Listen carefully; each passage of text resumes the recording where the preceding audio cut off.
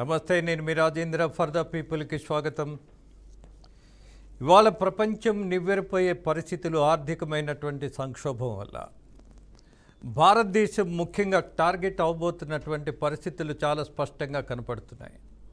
రాజకీయాల కంటే కూడా, అలాగే ప్రభుత్వాలు వాళ్ళ పాలన కంటే కూడా నేను ఇవాళ చెప్పదలుచుకున్నది ప్రజలకు సంబంధించినటువంటి పెనుముప్పు. మన ఇంటి వాకిట మనల్ని తట్టి లేపేటటువంటి పరిస్థితి కాదు, కొట్టి అగాధంలోకి నెట్టే పరిస్థితిలో పడిపోయాం మనం. కారణం ఏంటి? అమెరికా ఇరాన్ యుద్ధం వల్ల వచ్చినటువంటి విపత్కర పరిస్థితుల్లో సామాన్యుడు అల్లాడిపోయేటటువంటి పరిస్థితి ప్రారంభమైంది.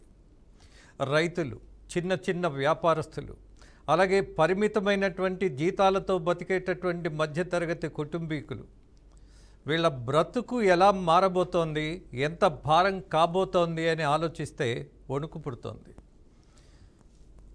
ఇది సత్యం, కాదనలేనటువంటి సత్యం. ఎలాంటి ప్రభావం మన మీద కనపడబోతోంది అని ఆలోచిస్తే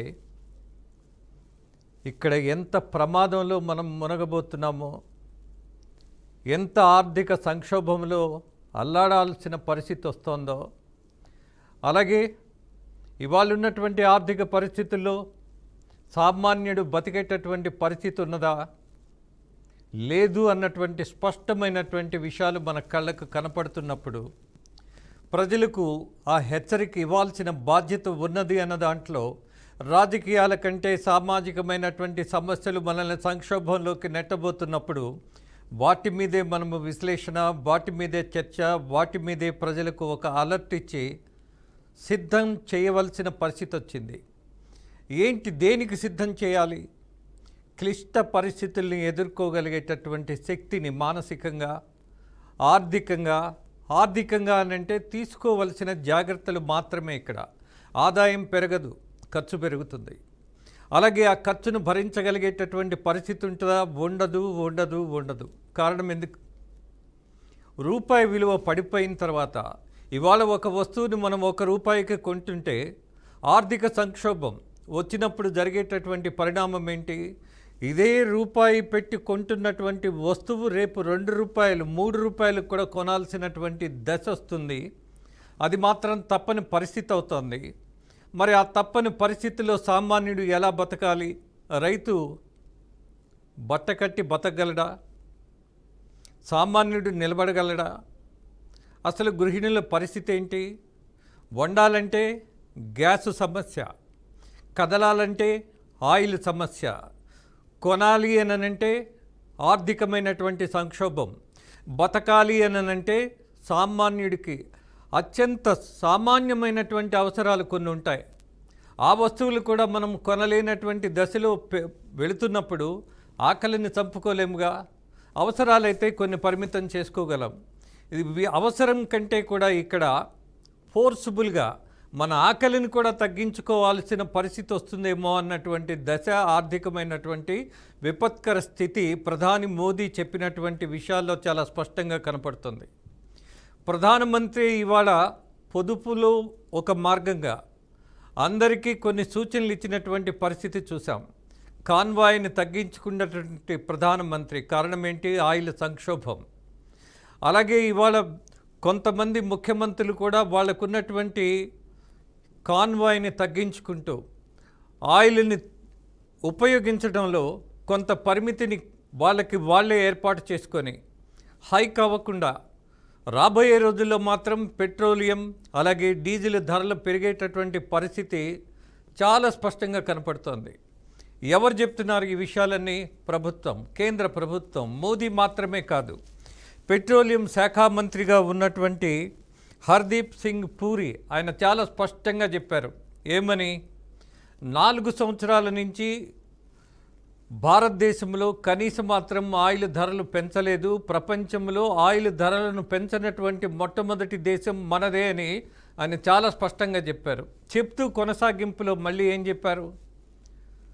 ఒక సంక్షోభమైనటువంటి పరిస్థితి ఫేస్ చేయాల్సినటువంటి దశలో తప్పని పరిస్థితుల్లో మాత్రమే ప్రయాణాలు చేయండి.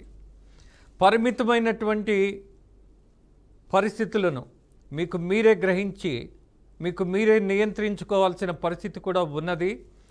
ఒకటి, ప్రయాణం తగ్గించుకోవటం, ప్రయాణ భారం పెరగబోతుంది అన్నటువంటి సంకేతంతో పాటు ఎక్కడికైనా ఇంతకుముందు సెలవులు వస్తే విహారయాత్రలు ఉండేవి. ఇప్పుడు అసలు విదేశీ పర్యటనలకే వెళ్ళొద్దు అని గట్టిగా బల్లగుద్ది మరీ చెప్తున్నారు. మరి ఈ పరిస్థితి ఎందుకు వస్తుంది? దీన్ని మనం దాటలేమా? దీన్ని అధిగమించలేమా? దీన్ని పరిష్కరించుకోలేమా? కానీ పరిష్కారం మన చేతుల్లో ఉంటే ఈ ప్రశ్నలకు సమాధానం దొరికేది. మన చేతుల్లో లేనటువంటి సమస్యది, మన చేయి జారిపోయినటువంటి పరిస్థితి ఇది. ఆర్థికమైనటువంటి సంక్షోభం, ఆర్థికమైనటువంటి ఇబ్బందులు పెరుగుతున్నటువంటి పరిస్థితుల్లో సామాన్యులు, రైతులు, మధ్యతరగతి కుటుంబీకులు నరకయాతన పడేటటువంటి ప్రమాదకర పరిస్థితి మన కళ్ళ ముందు కనపడుతుంది అన్నటువంటిది మనం గ్రహించిన తర్వాత, ఎందుకని ఈ పరిస్థితి? అమెరికా ఇరాన్ యుద్ధం 75 రోజుల నుంచి కొనసాగుతుంది. కానీ ముగిసేటటువంటి అవకాశం ఏదైనా ఉందా? అలాంటి ఆలోచన చేయగలమా? చేసే పరిస్థితులు ఏమైనా కనీసం మాత్రం ఊతమిస్తున్నాయా? ఎక్కడా అలాంటి పరిస్థితి కనపడట్లా. భారతదేశం ముఖ్యంగా ఆయిల్ అవసరాలకు 87% దిగుమతిపైనే ఆధారపడి ఉంటుంది.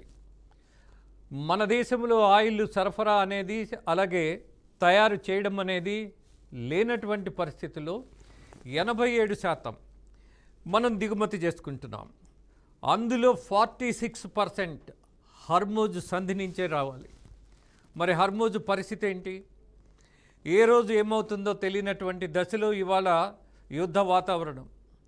అలాగే అమెరికా కూడా ఒక మూర్ఖపు వాదనతో ఇరాన్పై ఒత్తిడి పెంచుతున్నటువంటి సందర్భంలో హర్మోజ్ గనక మూసుకుపోతే మొత్తం దేశం, భారతదేశం అల్లకల్లోలమైనటువంటి ఆర్థిక పరిస్థితిలో పడిపోతుంది. నేను ఇప్పుడే చెప్పా, హర్మోజ్ నుంచే 46% మన అవసరాలకు ఇంపోర్ట్ చేసుకుంటున్నాం ఆయిల్ని. అలాగే ఎల్పిజి అవసరాలకు కూడా మనం 60% దిగుమతి చేసుకుంటున్నాం. అందులో 90% మనకున్నటువంటి దిగుమతి 60% అయితే అందులో 90% హర్మూజ్ నుంచే వస్తుంది. మరి పరిస్థితి ఏంటి? ఆ హర్మూజ్ను మూసేస్తా, బద్దలు కొట్టేస్తా, ఎవడు కాలు పెట్టడానికి వీల్లేదు, ఏ దేశానికి ఇటు నుంచి ఆయిల్ దిగుమతులు ఉండకూడదు, ఇలాంటి ఒక నిరంకుశ స్వభావంతో ట్రంప్ వ్యవహరిస్తున్నప్పుడు ఇరాన్ కూడా తగినటువంటి సమాధానమే చెప్పింది, హెచ్చరికే చేసింది. మళ్ళీ మా మీద దాడి జరిగితే అణు యుద్ధానికి మేము సిద్ధంగా ఉన్నాం. కారణం ఏంటి? ఇరాన్కు ఉన్నటువంటి మొట్టమొదటి బలం అణు యుద్ధానికి సన్నద్ధం అయినటువంటి పరిస్థితి వాళ్ళకున్నది. ఎప్పుడంటే అప్పుడు అణుబాంబులు ప్రయోగించగలిగేటటువంటి శక్తి, సామర్థ్యం ఉన్నటువంటి ఇరాన్ ఒక హెచ్చరిక చేసింది. మరొకసారి అమెరికా గనక ఇరాన్ మీద దాడి చేస్తే వచ్చేటటువంటి పరిణామం ఇదే. తట్టుకోలేదు అమెరికా అని చిన్న దేశమైనటువంటి ఇరాన్ ఒక ఛాలెంజ్నే విసిరింది. మరి దాని పరిణామం ఎలా ఉండబోతోంది? మొత్తం అల్లకల్లోలం సృష్టించబడబోతోంది. దాన్నే చూడబోతున్నాం. ఇక సంక్షోభంలో పడ్డాము అని అంటే 2 నెలలు దాటినా కొలికి రానటువంటి యుద్ధ వాతావరణం వల్ల మనకి అనేక మంది ఆర్థిక నిపుణులు చెప్తున్నటువంటి అంశం ఒకటే. కొటాక్ మహీంద్రా వ్యవస్థాపకుడు, ఆ బ్యాంకు వ్యవస్థాపకుడు ఉదయ్ కొటాక్, ఆయన ఆర్థిక నిపుణుడు కాబట్టి చాలా స్పష్టంగా చెప్పారు. పరిమిత ఆదాయం, చిన్న వ్యాపారస్తులు యుద్ధం దెబ్బకు కకావికలం కాబోతున్నారు, దీన్ని తేలిగ్గా తీసుకోలేము అని. ఆయనతో పాటు సింగపూర్ ప్రధాని చెప్పాడు, అనేక దేశాలు ఆర్థిక మాంద్యంలోకి వెళ్ళబోతున్నాయి అని.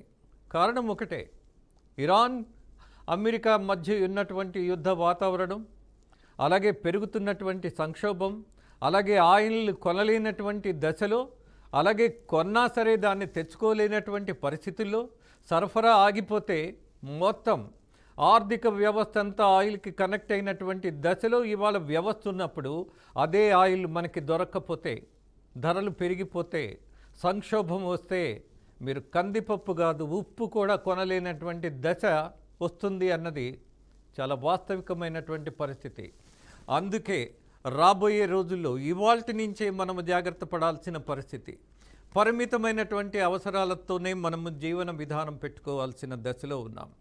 దాంతోపాటు ఆయిల్ సంక్షోభం, అసలు ఆయిల్ రేటు పెరిగింది అనంటే అన్రిలేటెడ్ మార్కెట్ కూడా రేట్లు పెంచేటటువంటి పరిస్థితి చూసాం.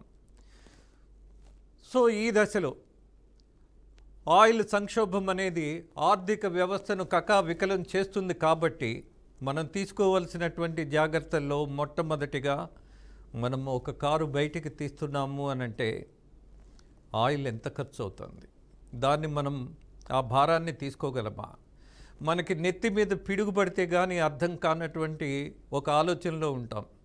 ఆ పిడుగు పడిన తర్వాత ఆలోచన చేయడానికి ఏమీ ఉండదు. కానీ ఇవాళ జాగ్రత్త తీసుకోవాల్సినటువంటి పరిస్థితులు మనల్ని హెచ్చరిస్తున్నటువంటి పరిస్థితుల్లో మనం ఏం చేయాలి, ఎలా బతకాలి, రాబోయే సంక్షోభాన్ని ఎలా ఎదుర్కోవాలి అన్నటువంటి ఆలోచన చేయమని ప్రధానమంత్రే కాదు, ఒక సామాన్యుడు కూడా చెప్తున్నటువంటి సత్యం ఇదే. ఎందుకనంటే సామాన్యుడే డైరెక్ట్గా ఫేస్ చేస్తున్నాడు. ఇవాళ గ్యాస్ లేకపోవడం వల్ల ఎన్నో హోటల్స్ మూతపడ్డాయి. చిన్న చిన్న వ్యాపారస్తులు రోడ్డు మీదకు వచ్చేశారు. అలాగే సంక్షోభాన్ని బేస్ చేసుకుని కొంతమంది అవినీతి వ్యాపారాలు సృష్టించేటటువంటి ఒక ఇబ్బంది కూడా ఉంటుంది. ఆ ఇబ్బందిని తట్టుకోగలిగే పరిస్థితులు మాత్రం ఇవాళ ప్రజలకు లేదు అన్నటువంటిది గ్యాస్ ఒకటి, అలాగే ఆయిల్కు సంబంధించింది ఒకటి, అలాగే ప్యానిక్ అయిపోయేటటువంటి పరిస్థితులు కనపడుతున్నప్పుడు మనం తీసుకోవాల్సిన జాగ్రత్తల మీద దృష్టి పెట్టాలని ఆశిస్తూ మరో టాపిక్కి వెళ్తా.